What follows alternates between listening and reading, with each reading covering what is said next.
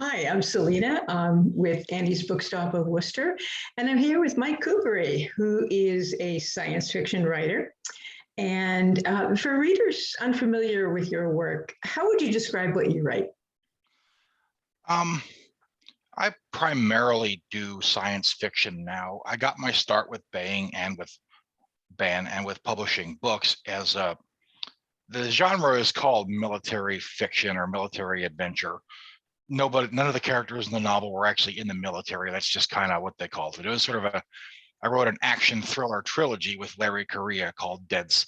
The three books were Dead Six, Swords of Exodus, and Alliance of Shadows. That's how I got my start. And then after that, I branched out into proper science fiction like space opera, and then now my current book, the that we were discussing here, whose name I did not just forget the name of my own book, The Family Business. I remembered. See. Yes, I thought you were going to whip out the book in front of you, but No, my funny story. My courtesy copies got accidentally sent to a former address, and that happens. I've moved a lot. I've lived in 4 states in the last 10 years. So that happens once in a while, no big deal. My former roommate was kind enough to box them up, send them to me. They never arrived. So I haven't actually seen a copy of my book because apparently UPS couldn't find my house. So no. Oh well. So what can readers expect from the family business? it's kind of like a science fiction post-apocalyptic Western story. And I know that sounds like a lot of buzzwords, but that's the best way I can describe it. It's just it's an adventure, and it's a story about a man and his nephew and a young woman who he meets later, just trying to figure out what the right thing to do in a very difficult situation is. Okay. And what do you think draws readers to these kinds of books? Well, my other works that are, space opera, people love space opera. I love space opera. This book it's a little different, but I think it's just really, I think the best, it's just a really compelling story in my unbiased opinion. So I think people will like it. Okay. So what was the inspiration for the family business? And what were the steps that you took to bring it from initial inspiration to finished product? In 2016, I was driving to Arizona from Colorado. I went through the Four Corners area and passed a abandoned roadside motel up on the Navajo reservation. And it was very striking. It was just there on the side of the highway in the middle of nowhere. And it hadn't been destroyed or vandalized much. And I thought, this is very bleak looking, but it's a very beautiful setting. And believe it or not, that's what got the gears turning for this. The next thing was, what if there was something hiding in there? And then what if there was a bounty hunter trying to go get the person hiding in there? And it went from there. But something as inane as that 5 years ago, that's what got the ball rolling on this one. Okay. And what kind of research went into writing this book?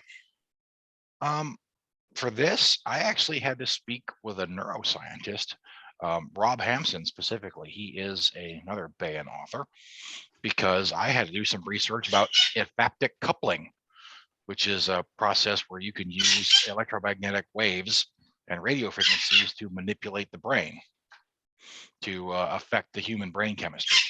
So I had to do some real research on this one, which is unusual. It's unusual to have to do research for something real. Like when you're writing a space opera, I've done a ton of research for my space operas, but a lot of it is just so speculative, and a lot of it I don't like bogging down the story with technical details or trying to explain to the reader how this gadget works, because if it actually worked, I wouldn't be a science fiction writer. I would be a rich inventor, right? So, but in this case, it was kind of pivotal to the story, and I wanted to see if I could give this what's essentially a mind control device, like mind control device are grounded in reality to make it plausible, or at least plausible sounding, which is just as good. Okay. So what's your favorite research story? I'm sorry, I have an energetic parrot flying around the room here. Come here, buddy.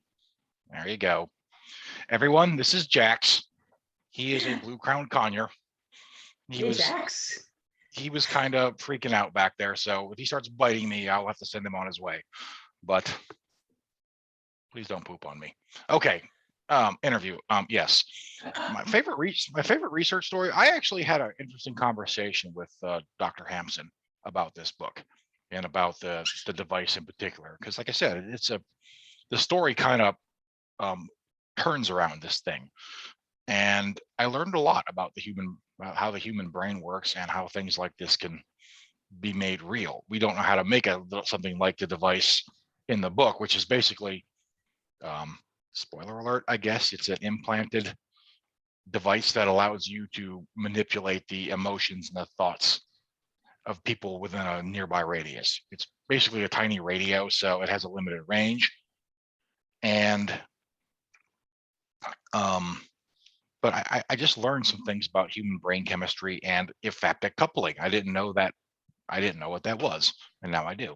So sometimes research can take you into interesting places like that. Yeah, I'll bet it does.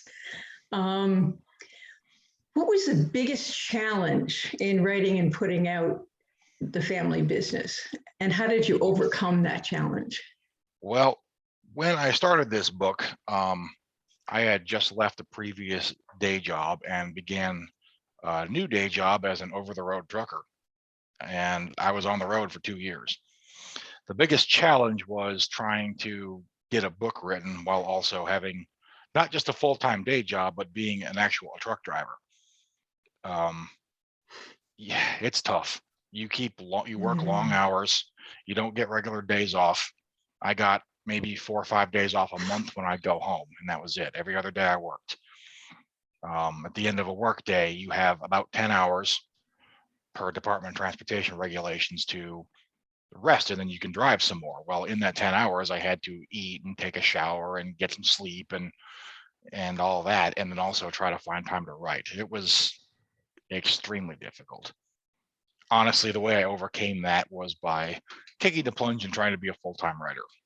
I was just about ready to make the transition, and in the spring of 2020, it seemed like the time was right, but with other things that were going on in the world. So once I came home, yeah. Sorry. Yes, something happened last year. People might remember. Yeah. But yeah, I was still on the road when the craziness from the COVID panic began, and I remember specifically doing multiple Kimberly Clark paper deliveries in a row because of the toilet paper panic that people were buying up all the toilet paper. So I delivered a lot of toilet paper during that. But for me, working full time and trying to write has always been a struggle. Other people, I know other writers don't have the problem with it. They can just come home from their day job and knock out a few thousand words and go to bed. That was always difficult for me. So for me, the ticket to success was actually being able to attempt to do this full time. I understand that's not viable for a lot of people, and honestly, it wouldn't be viable for me probably if not for my lovely and patient wife. So understandable. So when in your writing, on all of your writing actually, what character did you love or hate the most when writing? From this book,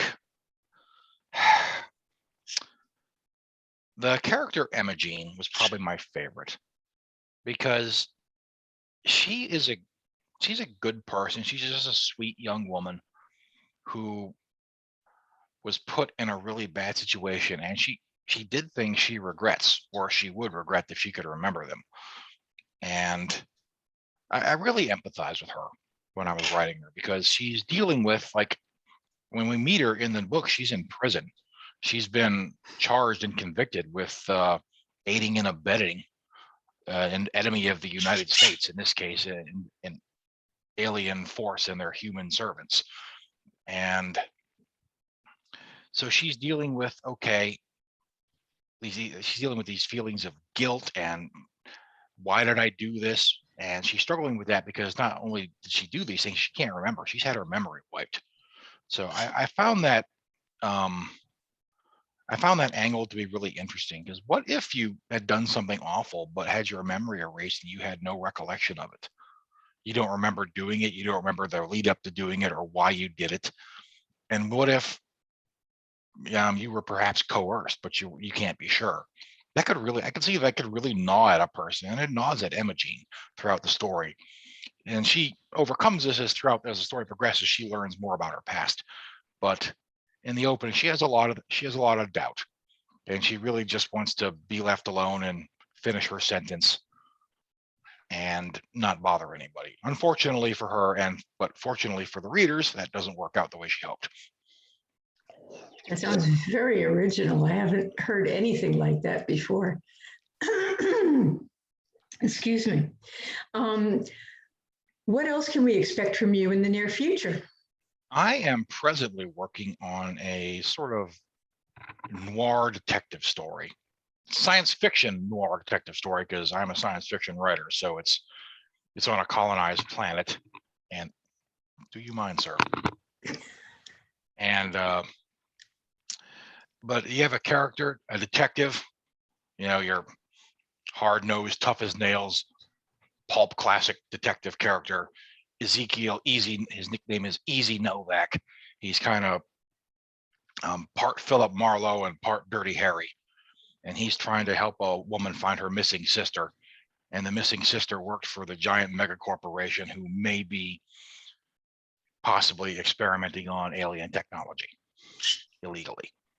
So it's fun to write, and I think people are going to enjoy it. Sounds like it's fun. Now I have some questions for you about being a writer. What's your favorite part of being a writer on the whole writing and publishing process? I get an immense sense of satisfaction when I have a work finished, when I get to go through it and see the whole thing done from beginning to end.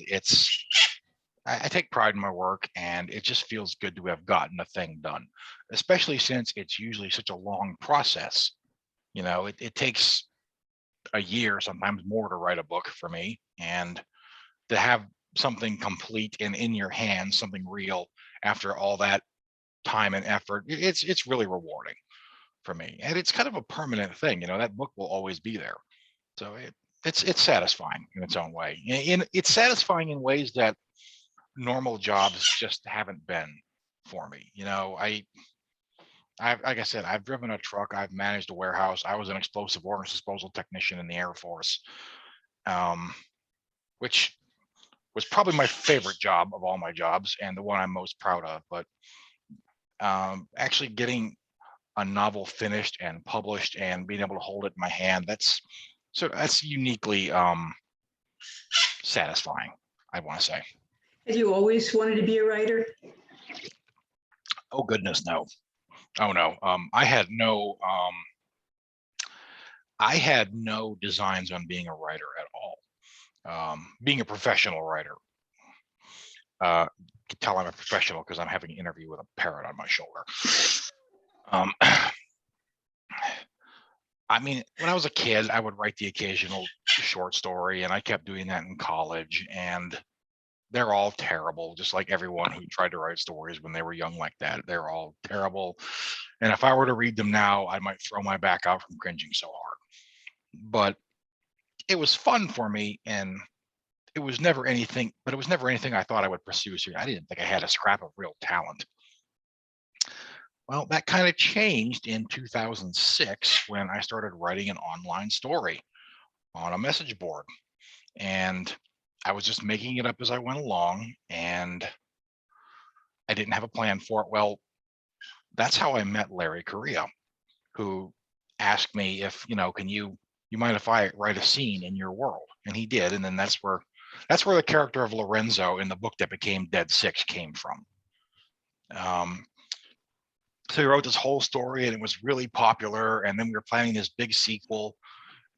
But then during that time, Larry got Monster Hunter International published. And suddenly he went from being a wannabe to being a real published author. And he got to thinking, well, why don't we try to turn this into a real novel? I turned him down at first, and I turned him down repeatedly. I didn't think it was good enough. I thought, like, this is never gonna, people aren't gonna want to read this. Nobody's gonna want to publish this. This is something I wrote for fun. It's, I didn't think it stood a chance. And had I submitted it as like a first novel, it probably wouldn't have.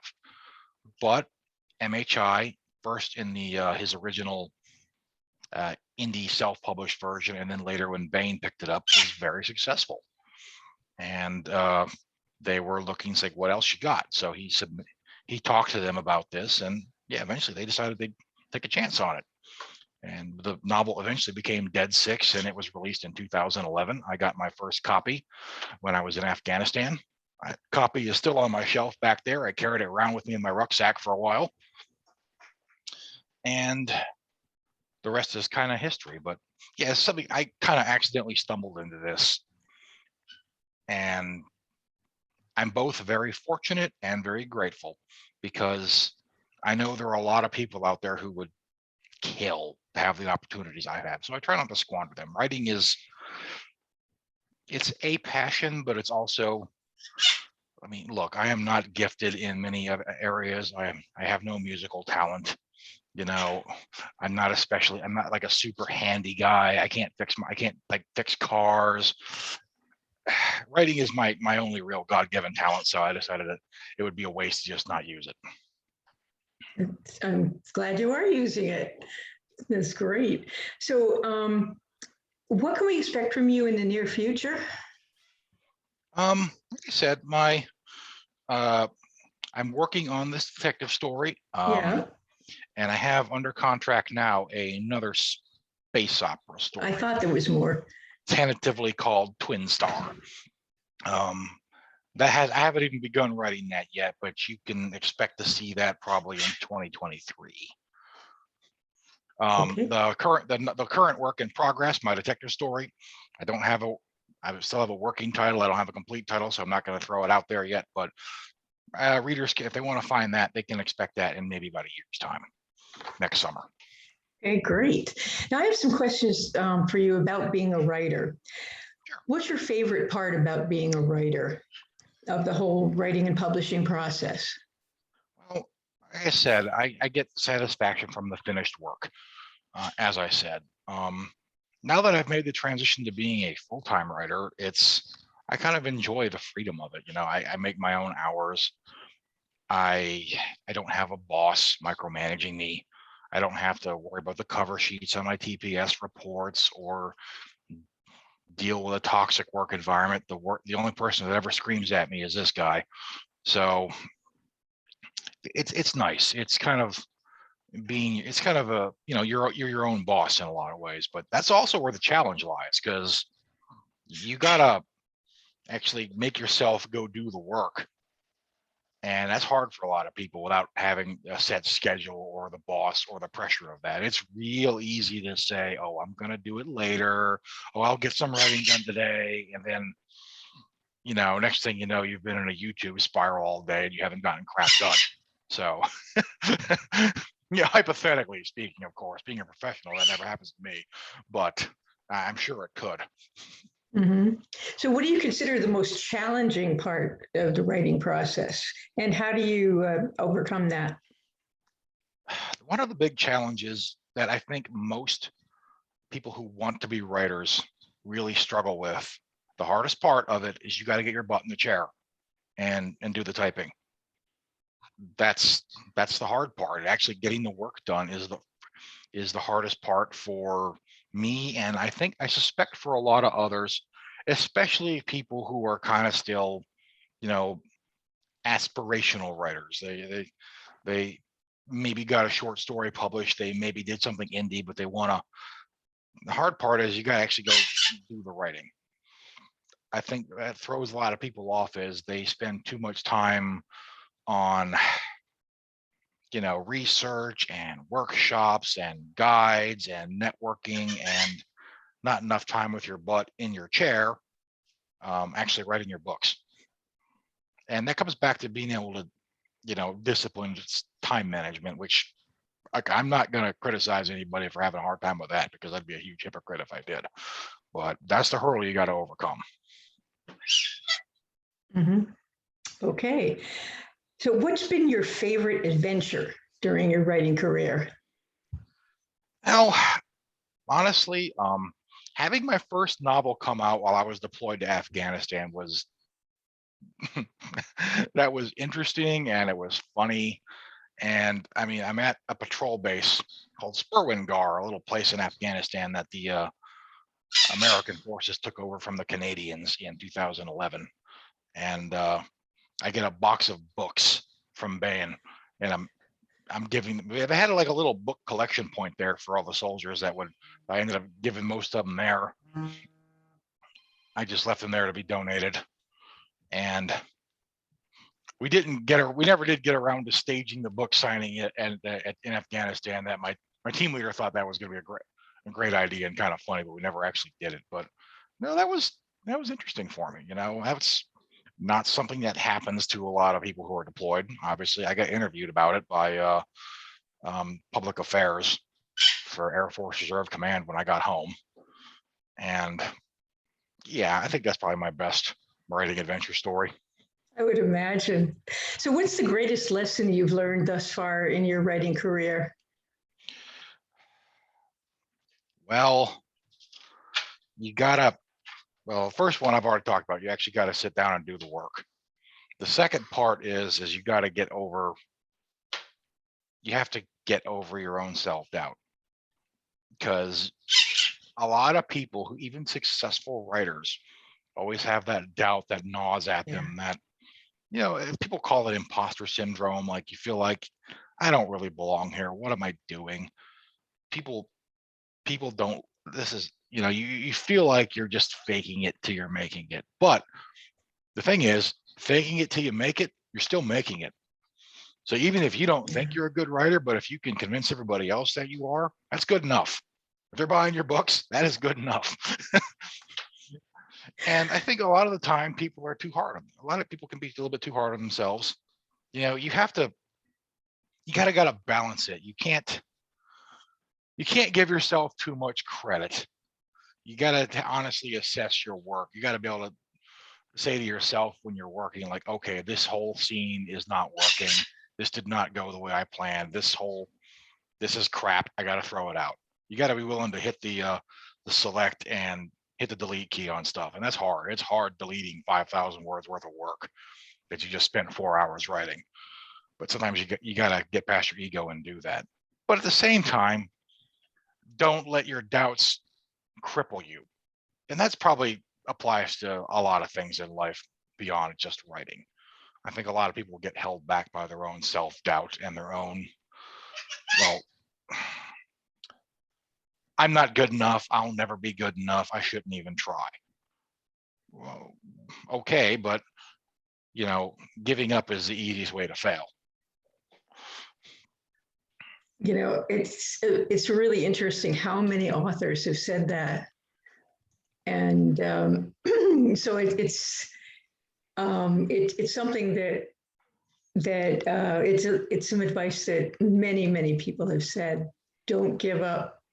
To everybody, do not give up, because you never know. Well, I'm coming at it from my perspective. I've been, as I said, exceedingly fortunate. I basically had a writing career dropped into my lap. And I'm not saying that didn't involve a lot of hard work on my part, because it absolutely did. But I got some breaks and some opportunities that not everyone's going to get. And I understand that. But at the same time, sorry, my train of thought just derailed right there. I was saying, if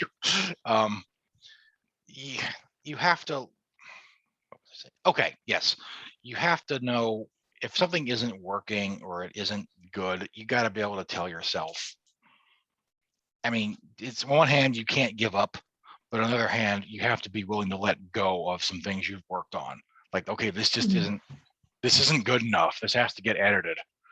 You kind of see that a lot these days with direct to Kindle publishing, and self-publishing used to be called Vanity Publishing back in the old days of 15 years ago, because you were publishing as a vanity project because no one else would publish your book, so you publish it yourself. And they had a kind of a stigma about them not being very good, and the truth was a lot of them weren't very good. But now, Kindle direct publishing, self-publishing through places like Amazon, that's very common these days. But you still have to kind of give yourself an honest self-assessment and an honest editorial process. I will say, if you are an indie writer, or I don't really know if you can call yourself independent if instead of working through a traditional publisher, you're completely dependent on a giant corporation like Amazon, but that's a whole other topic. But it's still in your best interest to hire a professional editor, and don't argue with him too much. Don't get offended when he tells you this isn't good or this drags a story down. And if you're with a traditional publishing house, you're going to have that too. You're going to get told, okay, this section here, this needs to be changed. This isn't very good. It's hard sometimes, but they know what they're doing. So swallow your pride, and don't be too egotistical, but don't beat yourself up too much either. You got to find that happy balance in the middle where you're just realistic about your own talents and abilities. And that's hard. That's hard because people will tend to swing one way or the other. It's very difficult to just honestly assess yourself. But if you can't honestly assess your own work, a good way is to have friends who are willing to read it and give you a no bull crap overview of what they think about it. But if you're going to do that, they have to be people you trust that will give you the straight story. It can't just be like, oh, I thought it was great, pat you on the head, because that's not going to make you a better writer. That's true. So what is there any other piece of advice that you would want to share with other writers, or was that really it? I think that about covers it. Just, sit down and make time to get the work done. Treat it like a job. If you're trying to write for money, it's a job. So set aside some hours of the day, sit down, write. Don't let yourself get distracted by the phone or the internet or anything else. And I'm kind of lecturing myself here as much as I'm giving everybody else advice. So don't feel like this can't be a problem for even people who have gotten their foot in the door, because it absolutely is. So are there any groups, clubs, or organizations that you would recommend to other writers that might have helped you in your career? I have actually, to be honest, I have never been a member of a writing group, a writing club. I've never gone to a workshop. I've never taken a seminar on writing. I have just been winging it the entire time. So not having a lot of direct experience with these things, I can't give like a solid opinion on them. But from talking to some other like authors, and let me say this, most of the successful authors I know, and I have a few in my circles now, and I mean, authors in general and also successful authors, I can't swing a dead cat without smacking an author with a dead cat. They're everywhere or in my orbit. But I will say, I don't know a lot of successful authors who have gone the route of like workshops and writing groups and all of that. And yeah, so I don't think they're necessarily necessary. If you're getting something out of them, by all means, that's excellent, And some of the stuff that you can get in like a seminar or a workshop, you can just get ideas or ways of looking at things. I remember at like the Life, the Universe, and Everything meeting. It's not really like a convention. It's kind of like a writers expo type thing in Utah every year. Larry Correia took a simple concept of like, okay, a man steps onto the dock holding his father's gun, and just a simple descriptive phrase like that, that's very vague, but he demonstrated how you can start building a story off of that. And things like that, they can help you get the gears turning. They can help you figure out some angles. You can get some tips from people who have been in the business. So they can be good, but if you're in a position where you're thinking about spending a lot of money on things or paying for online courses, or you're going to workshop after workshop, I would say stop and assess, is this actually helping you get the words written, or is it, is just something you're doing because that's easier than getting the words written? Are you avoiding the writing, the hard part, because you don't think you're good enough, or it's hard and scary, or so, yeah. Also, this might, I'm not going to be mean, I'm not going to be catty, but if someone has written more books on how to write books than they've written actual novels, I maybe not worry so much about their opinions on how to write books. I mean, a lot of this just comes with experience. So be leery of where you get your information from. I mean, this is one of those things where everybody's an expert now.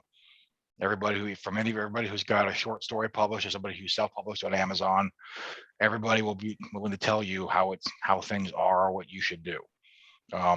In a lot of cases, they'll be right. In a lot of cases, they'll be wrong. And what they did will not necessarily work for you regardless.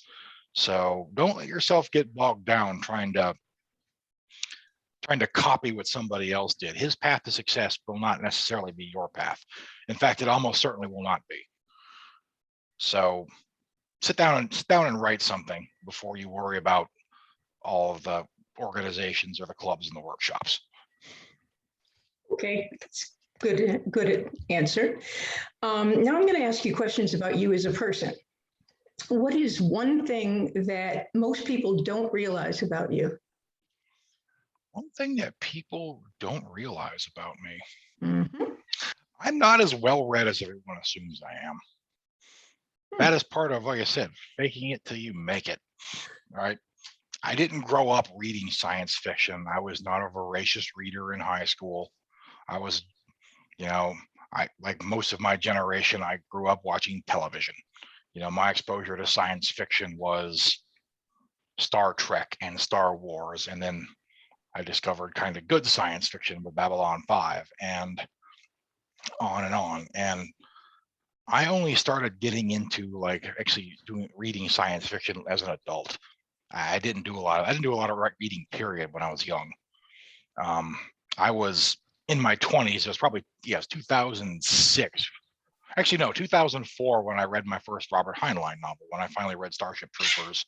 And then I read Friday, and I read some more of his works when over the next couple of years. Some of his more obscure stuff too, like Revolt in 2100, some of his older stuff, the rocket pulp stuff. And that's what really kind of got me interested. At the time, I was kind of fascinated with the classic pulp science fiction era tail landing rocket ships. So my first two space opera novels, I took that concept and made it like an entire thing. Like the starships in the story are like rocket ships, and they land on their tails. And people told me how people would comment on how like retro it was, and how like nostalgic and maybe even a little quaint. And then the SpaceX rockets landed on a pad in the ocean, and I was like, who's quaint now? Who's quaint now? Now, granted, the SpaceX rockets will probably never be interstellar craft in of themselves, but I consider myself a visionary. So, but yeah, I was not like a voracious reader of science fiction for most of my life, and I'm not now. I think the last science fiction novel I read was Dune, and that was 2019, I think. I don't want to. Being a writer has, in some ways, it hasn't killed my love of reading, but it's definitely cramped it a little bit. And it's not because, like, when I read a novel, I start thinking, oh, well, I could do this better or anything like that. But what happens a lot of the time is I'll read a novel and I'll take the premise of the story, and then somewhere in the back of my brain, I'm thinking, well, if I was telling this story, what would I do? Not necessarily saying it's better, but how would I approach this? And then next thing I know, I'm off in daydream world, and I'm neglecting the words on the page in front of me. So it's, yeah, I don't actually read very much anymore, to be honest. Okay. So now, what is or are your passions when you're not writing? And how do you make time for the hobbies and things that you love? Well, I'm an animal lover. Between the parrot that we got to meet earlier and the puppy who is sleeping out in the living room somewhere and not chewing on my feet for a moment. And I like the outdoors. I like to travel. I like to go hiking. My wife and I like to go hiking, and we like to go on road trips and just take the dog for a day drive. And I like to be out in the wilderness too. I enjoy the outdoors. One thing I loved about living in Arizona was the abundance of real wilderness. A few miles out of town and you're up in the national forest, or you're up in the hills, or you're up in the mountains, and it's not a park. There's no rangers or tour buses going through. It's the real wilderness. And I kind of love that. I love the sense of freedom and just being out there kind of with nature. Don't quite get that as much where I live now. Out here on the prairie, I'm surrounded by farm country for as far as the eye can see. But now, as far as for making time for your hobbies, well, for me, doing this full time, the problem isn't making time for the things my hobbies. The problem is taking time out of having fun to actually get some work done. So it's kind of the opposite problem. But it goes back to just having a good work-life balance. Whatever your job is, if you can avoid it, don't let that job consume all of your time. I mean, and I've had jobs that asked a lot and that were demanding, and I've had jobs where you couldn't enjoy your Sunday because you were kind of dreading going to work on Monday.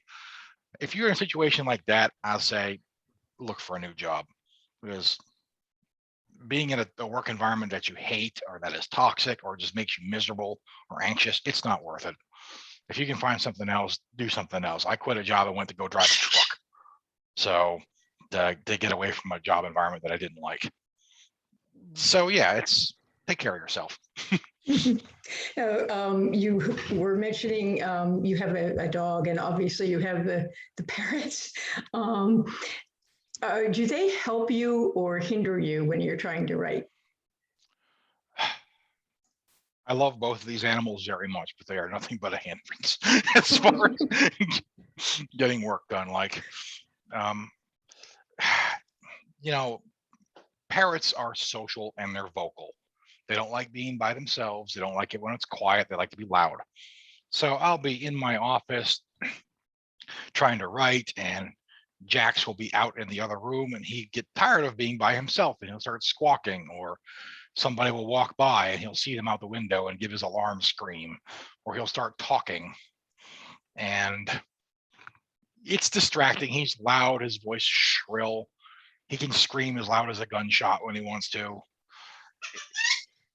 Yes, you're very loud. And so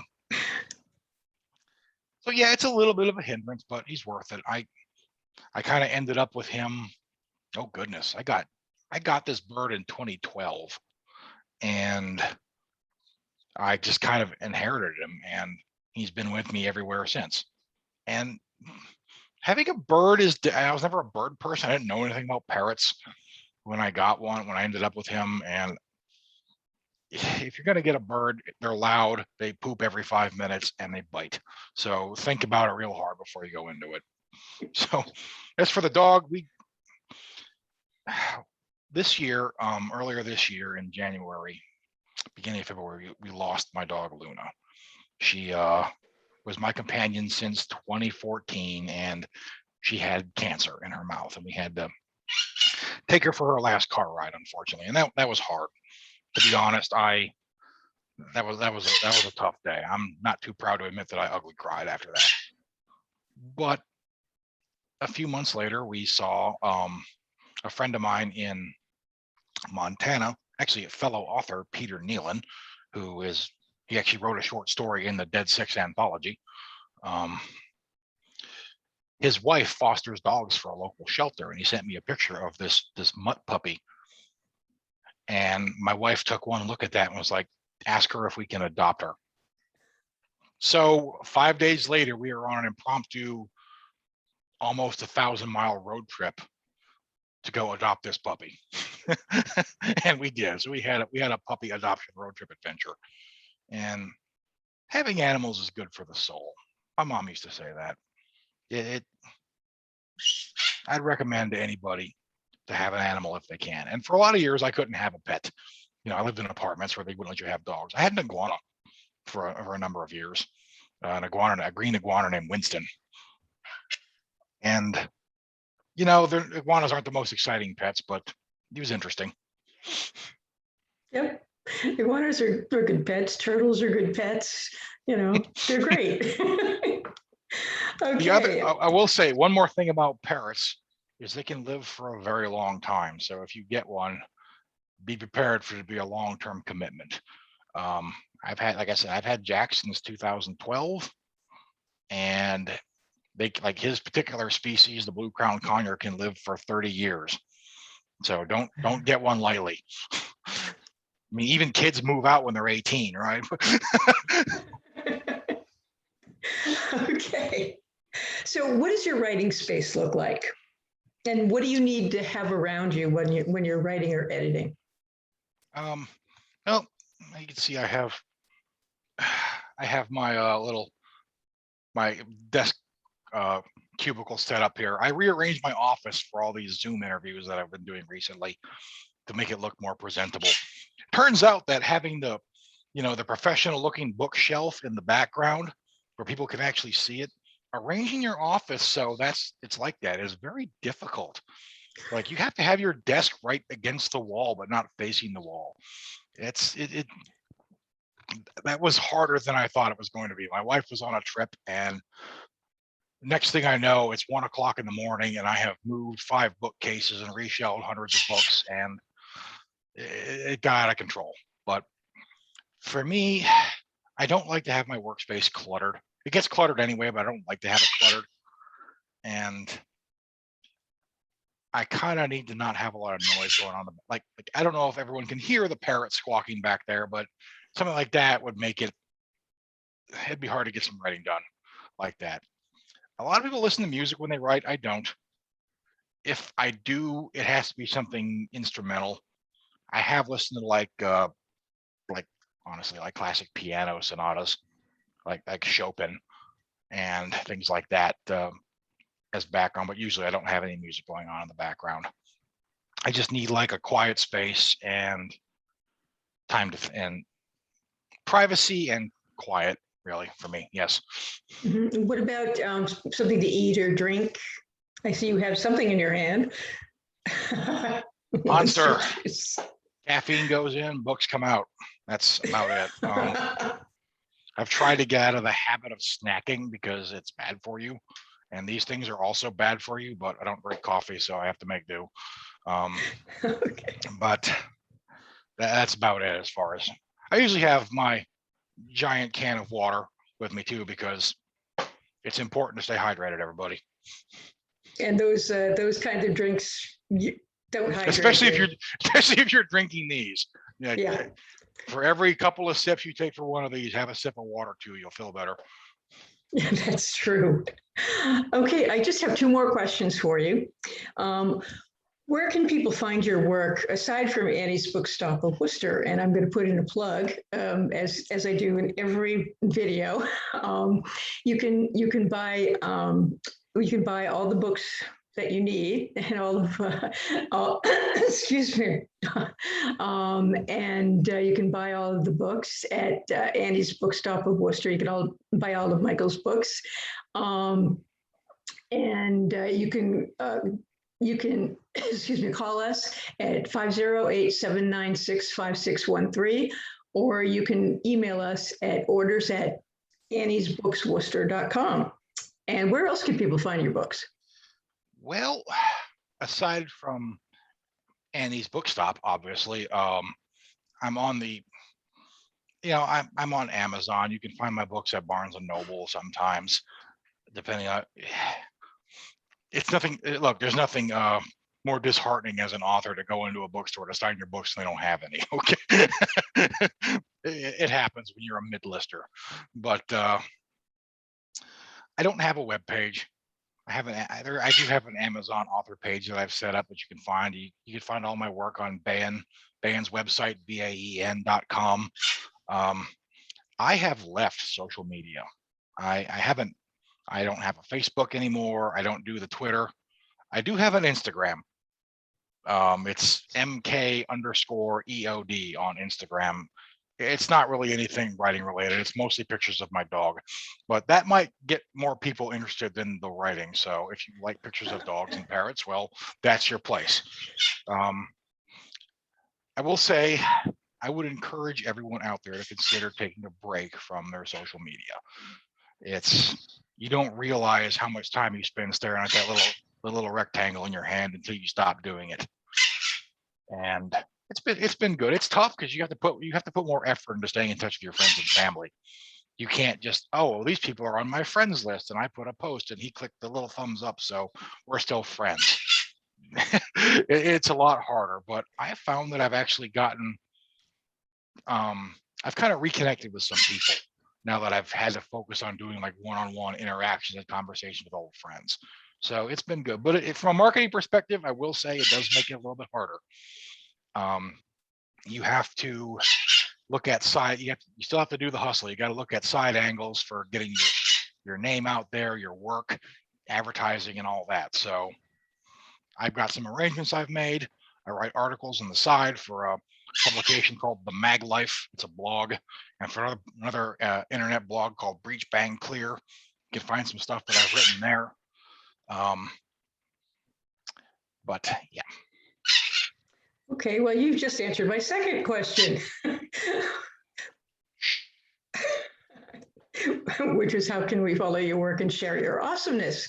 So you just answered that. So I won't ask it. Anyways, thank you very much. That's about all I have for you today. Thanks very much for joining us, Michael. And hopefully, if you ever get to Boston, we'll see you at our store. Absolutely. Okay. Good to see you. Thanks. Take care, everybody. Bye-bye.